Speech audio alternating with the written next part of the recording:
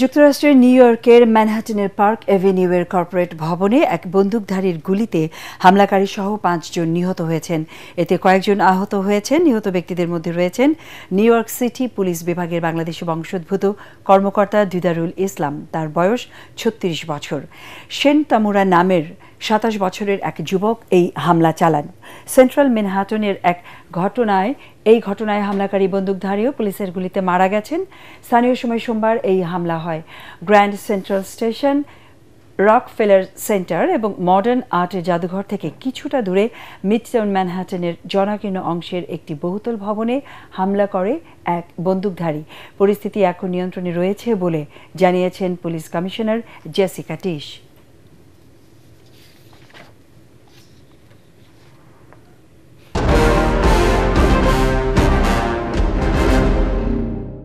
Ukraine যুদ্ধবন্ধে রাশিয়াকে 10 থেকে 12 দিনের সময় বেঁধে দিয়েছেন মার্কিন প্রেসিডেন্ট ডোনাল্ড ট্রাম্প।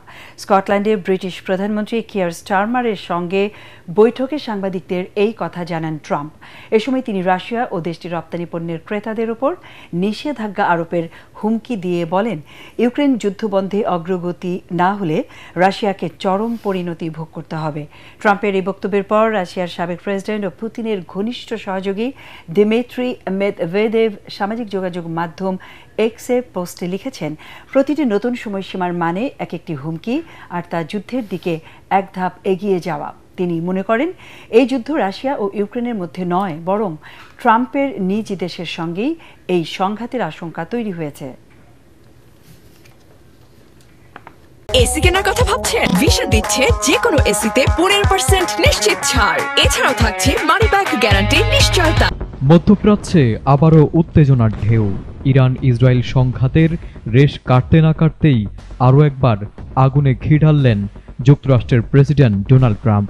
ব্রিটিশ প্রধানমন্ত্রী কিয়ার স্টারমারের সঙ্গে বৈঠক শেষে ট্রাম্প সরাসরি হুমকি দেন, ইরান যদি তার পারমাণবিক কর্মসূচি আবার শুরু করে তবে সেটি আঙুল নাড়ানোর আগেই ধ্বংস করে দেওয়া হবে। সোমবার এমনটাই জানিয়েছে সংবাদ মাধ্যম আল জাজিরা।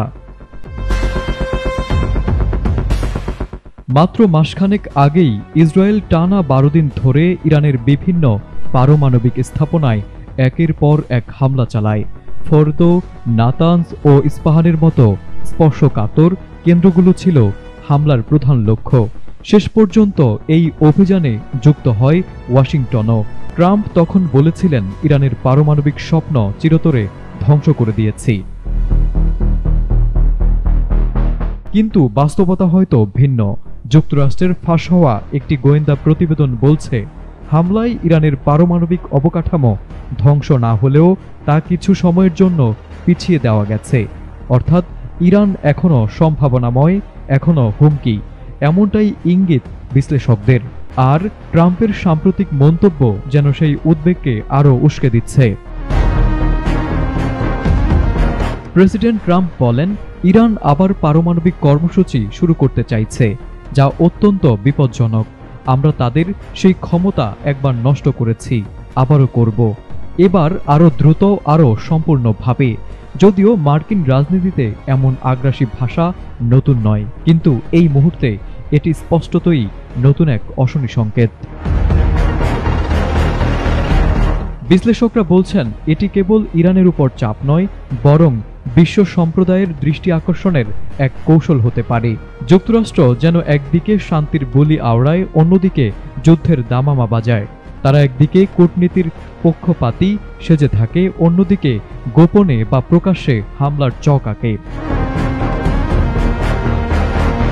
ইরানের পক্ষ থেকে এখনো ট্রাম্পের নতুন হুমকির কোনো আনুষ্ঠানিক জবাব আসেনি, তবে তাদের অতীত প্রতিক্রিয়াই বলে দেয়, ইরান এসব হুমকিকে কেবল কথার ফুলছড়ি বলেই দেখে।